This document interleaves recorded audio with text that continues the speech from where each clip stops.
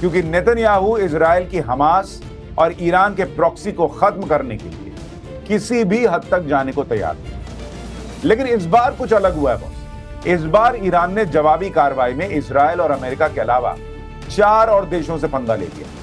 अब ऐसे में सवाल यह है कि क्या यह जंग सिर्फ मिडिल ईस्ट तक ही सीमित रहने वाली है या फिर वर्ल्ड वॉर 3 की शुरुआत हो चुकी है? देखिए इस रिपोर्ट। ईरान पर अमेरिका और इजराइल ने भीषण हमला कर दिया है बॉस। और मैंने पाठशाला में कई बार आपसे चर्चा की कि ईरान अमेरिका के बीच का तनाव जिस लेवल का बनता जा रहा है वो कभी भी एक बड़ी जंग में बदल सकता है। अमेरिका ये जानता था कि वक्त अभी नहीं तो कभी नहीं का है और इसके पीछे वजह थी ईरान के मौजूदा इस्लामिक रिजीम के खिलाफ ईरानी जनता के बीच बढ़ रहा असंतोष। इजराइल तो पहले से ही तैयार बैठा हुआ था क्योंकि नेतन्याहू इजराइल की हमास और ईरान के प्रॉक्सी को खत्म करने के लिए किसी भी हद तक जाने को तैयार था।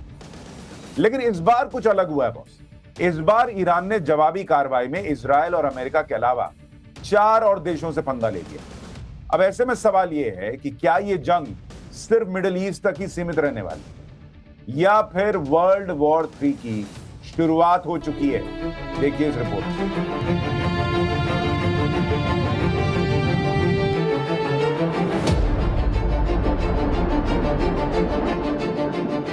मिडिल ईस्ट धमाकों से गूंज रहा है। ईरान पर हुए अमेरिका इजराइल के संयुक्त हमले के बाद बौखलाए ईरान ने चौतरफा मिसाइलें गिरानी शुरू कर दी हैं। खबरों के मुताबिक सिर्फ इजराइल पर ही ईरान ने 400 से ज्यादा मिसाइलें दाग दी। ईरान ने इजराइल पर तो हमला किया ही है, इसके अलावा कुवैत, यूएई, कतर, सऊदी अरब, बहरीन, जॉर्डन और ओमान को मिलाकर कुल 8 देशों पर ईरान ने हमला किया है। ईरान समर्थित हुती और बचे खुचे हिजबुल्लाह आतंकी भी एक्टिव हो चुके हैं। तो क्या दुनिया वर्ल्ड वॉर 3 के दरवाजे पर पहुंच चुकी है? क्योंकि ईरान पर हमले के बाद अमेरिकी राष्ट्रपति ट्रंप ने ईरान को चेतावनी दी, सरेंडर करो या मरो। The Islamic Revolutionary Guard, the armed forces, and all of the police, I say tonight that you must lay down your weapons and have complete immunity, or in the alternative, face certain death. So, lay down your arms, you will be treated fairly with total immunity, or you will face certain death. Trump की चेतावनी के साथ ही America और Israel के joint military operation में Iran की राजधानी Tehran समेत कई शहरों पर ताबड़तोड़ हमले हुए। ये हमले बेहद प्रिसाइज थे। इन हमलों की जद में था ईरान का खुफिया मंत्रालय, रक्षा मंत्रालय, खामनेई का ऑफिस और परमाणु ऊर्जा संगठन। Finally, to the great proud people of Iran, I say tonight that the hour of your freedom is at hand. Stay sheltered. Don't leave your home. It's very dangerous outside. Bombs will be dropping everywhere. When we are finished, take over your government. It will be yours to take. This will be probably your only chance for generations. तो क्या Iran पर हुए तगड़े और अब तक के सबसे भीषण हमले के बाद जंग का दायरा और दौर और लंबा होगा? क्या ईरान में लगी आग से तीसरे विश्व युद्ध की भूमिका लिखी जा चुकी है?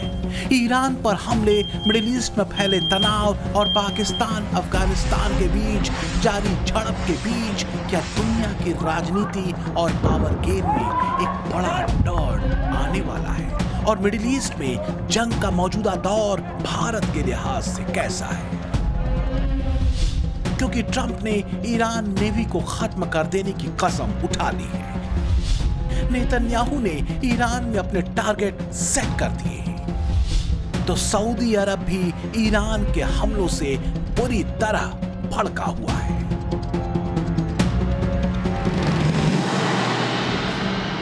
और इस वक्त ईरान और अमेरिका के बीच जो घमासान मचा है उसको लेकर एक बड़ी खबर आ रही है। आपको बड़ी खबर बता देता हूं। और वॉर जोन से इस वक्त की बहुत बड़ी खबर, ईरान के रक्षा मंत्री के मारे जाने की खबर आ रही है। रक्षा मंत्री आमिर नासिर जदेह की मौत हो गई, ये सूत्र कह रहे हैं। जंग के बीच अरब मीडिया का बड़ा दावा, ईरानी सेना का बड़ा कमांडर भी मारा गया है। तो ये खबर जो है ये बता रही है कि ईरान को बड़ा झटका लगा है। ईरान के रक्षा मंत्री के मारे जाने की खबर है। रक्षा मंत्री आमिर नासिर जदेह की मौत हो गई है, ये सूत्र दावा कर रहे हैं। सबसे बड़ी बात कि ईरानी सेना का एक बड़ा कमांडर भी मारा गया है। तो ये पूरा मामला बहुत गंभीर होता जा रहा है। और जो ईरान ये कह रहा है कि अमेरिका को छोड़ेगा नहीं, ट्रंप को छोड़ेगा नहीं, अगर ये मामला इसी तरीके से बढ़ता गया तो ये युद्ध कहीं तीसरे विश्व युद्ध की तरफ तो नहीं जाएगा। ये बड़ा सवाल खड़ा होता जा रहा है। वेस्ट एशिया या फिर कहें तो मिडिल ईस्ट पश्चिम के लिए हमेशा से एक हॉट केक रहा है, एक ऐसा इलाका जिस पर नजर सबकी रही है। वजह रही है तेल का अकूत भंडार।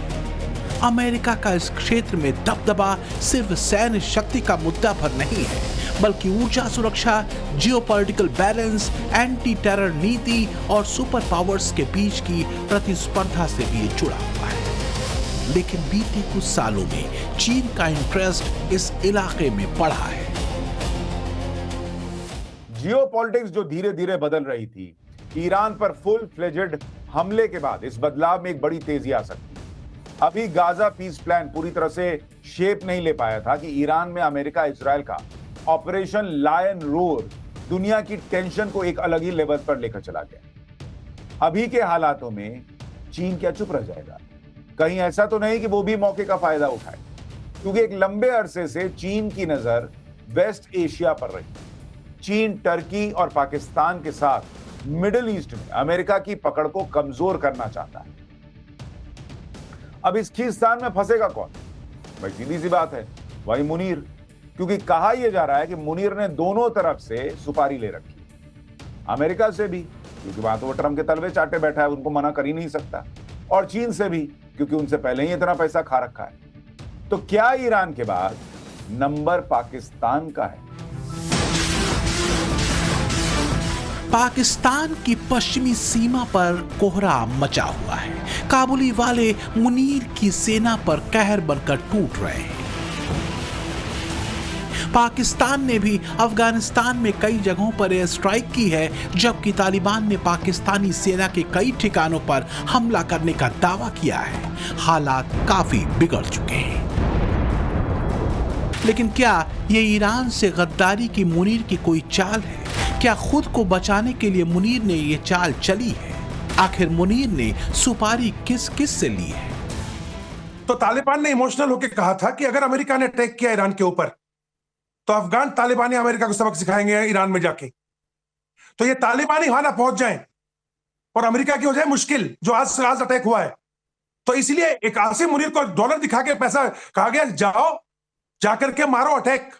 कहां पे? पख्तिया पे मार दो, नंगरहार में मार दो, क्या प्रॉब्लम, कहीं भी मार दो। और जब अफगान तालिबान गुस्सा होकर अटैक करेंगे तो यहां बिजी हो जाएंगे। तो क्या मुनीर ने डबल क्रॉस कर दिया?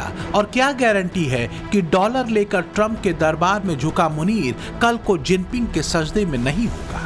क्योंकि सच यह है कि अच्छा खासा निवेश चीन ने भी पाकिस्तान में कर रखा है, अमेरिका से कहीं ज्यादा। वहीं अफगान पाकिस्तान वॉर के बीच में मुनीर के कद की एनालिसिस पाकिस्तानी अपने हिसाब से कर रहे हैं। मुनीर को अंदाजा नहीं है कि उसने अपने पैर कहां फंसा लिए। सच ये है कि डॉलर लेकर उसने पाकिस्तानी जवानों की जान अफगान लड़ाकों के हाथों कुर्बान कर दी है। लेकिन फिलहाल तो बात ईरान पर अमेरिका इजराइल के संयुक्त हमले की है, और इस हमले के बाद बदलते वैश्विक समीकरणों की है। ईरान पर हमले के बाद लग तो ऐसा रहा है कि फिलहाल ये आग बुझने वाली नहीं है, बल्कि और ही भड़कने वाली है।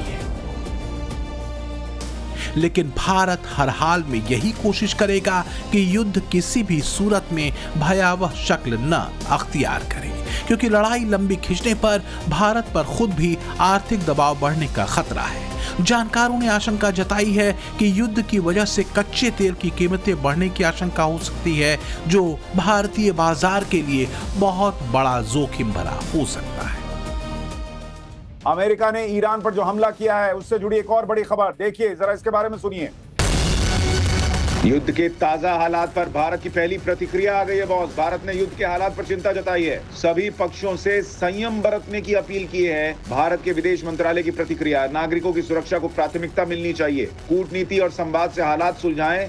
हमारे दूतावास भारतीयों के संपर्क में है, भारतीय दूतावास भारतीयों के संपर्क में है, ये विदेश मंत्रालय कह रहा है, क्योंकि बहुत सारे लोग इस वक्त अलग अलग एयरपोर्ट्स पर फंस गए हैं। कई लोग आगे अमेरिका जा रहे थे, दूसरी जगह जा रहे थे और उसके लिए दुबई से उनकी कनेक्टिंग फ्लाइट थी, तो कोई दुबई में फंस गया है, कोई अबू धाबी में फंस गया है।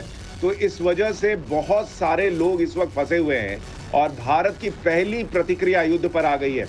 भारत ने युद्ध के हालात पर चिंता जताते हुए कहा है कि भाई सभी लोग संयम दिखाइए और नागरिकों की सुरक्षा को प्राथमिकता दीजिए, ये बहुत इंपॉर्टेंट है। कूटनीति और संवाद से हालात सुलझाए जाने चाहिए, ये MEA ने कहा है। और भारतीय दूतावास लगातार भारतीयों के संपर्क में हैं और उनकी जो संभव मदद होगी वो करने के लिए लगे हुए हैं।